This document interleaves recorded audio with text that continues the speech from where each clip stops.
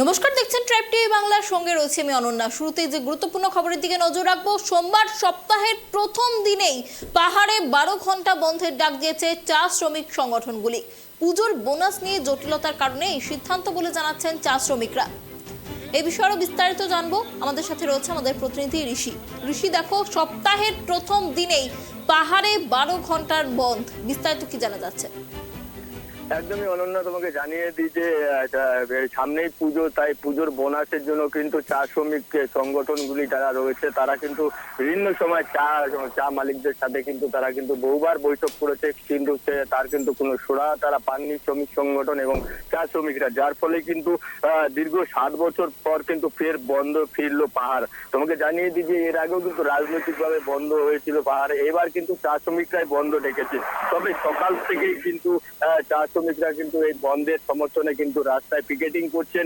তোমাকে জানিয়ে দিই কালিম্পং, কার্শিয়াং, মিরিক এবং রোহিণী টোলগেট বিভিন্ন জায়গায় কিন্তু বন্ধের সমর্থনে কিন্তু গাড়ি ঘোড়া চলাচল কিন্তু বন্ধই রয়েছে। তবে যে সকল পর্যটকরা পাহাড়ে ঘুরতে আসছে তারাও কিন্তু অনেকটা সমস্যার সম্মুখীন হচ্ছে। পাশাপাশি জানিয়ে দিই যে মালিক পক্ষ কিন্তু 13% উপরে বোনাস দিতে নারাজ এবং শ্রমিক সংগঠন এবং চা শ্রমিকরা কিন্তু 20% বোনাস তাদের কিন্তু দিতে হবে। এই দাবিতেই কিন্তু আজ 12 ঘন্টা বন্ধ ডাকা হয়েছে।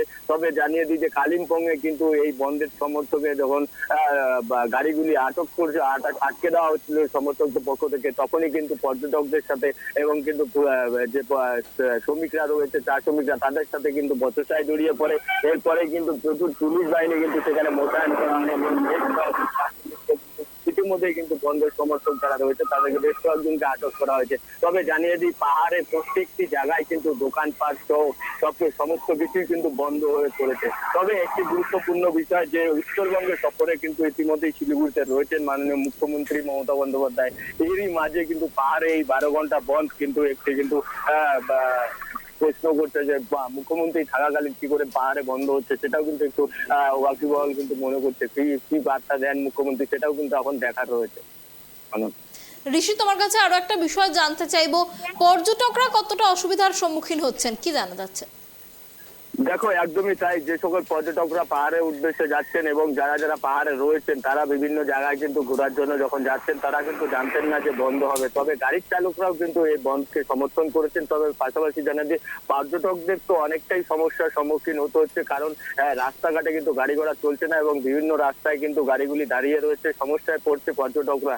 অন্যদিকে জানিয়ে দিই যে এই বন্ধকে কিন্তু 8টি শ্রমিক সংগঠন কিন্তু সমর্থন করেছে। প্রত্যেকটি রাজনৈতিক দলের শ্রমিক সংগঠন কিন্তু এই চা শ্রমিকদের কিন্তু পাশে থেকে কিন্তু আজ 12 ঘন্টা বন্ধ কিন্তু সফল করছে। অনেক ধন্যবাদ ঋষি আমাদের সঙ্গে থাকার জন্য। আপনাদের আরো একবার জানিয়ে রাখি, 12 ঘন্টার বন্ধ পাহাড়ে। আর ইতিমধ্যে এই বন্ধের জেরে কিন্তু হয়রানির শিকার হচ্ছেন পর্যটকরা। আজ কার্শিয়াং বন্ধের সমর্থনে গাড়ি আটকাতেই বচসায় জড়িয়ে পড়েন বন্ধের সমর্থকদের সাথে এক গাড়ির চালক। ঘটনার খবর পেয়ে ঘটনাস্থলে পৌঁছয় কার্শিয়াং থানার পুলিশ। এখন চা শ্রমিকদের যে দাবি দাওয়াগুলো, সেই দাবি দাওয়াগুলো অত্যন্ত প্রাসঙ্গিক। গতবার যে পরিমাণ বোনাস দেওয়া হয়েছিল সেই পরিমাণ বোনাস দেওয়ার কথাও এবার মালিক পক্ষ ভাবছে না, তার থেকে কম বোনাস দেওয়ার কথা বলছে। এবার 13% বলছে, গতবার সম্ভবত 18-19% ছিল। তো স্বাভাবিকভাবে চা শ্রমিকদের যে দাবি দাওয়াগুলো সেই দাবি দাওয়াগুলো পূরণ হওয়া উচিত। কিন্তু আমাদের সরকার মালিক পক্ষের হয়ে দালালি করছে এবং সমস্ত মালিক, চা বাগানগুলো এখন যারা চালান তারা সেই মালিকরা থাকেন হচ্ছে মুখ্যমন্ত্রীর পাড়ায়, সব ভবানীপুরের বাসিন্দা।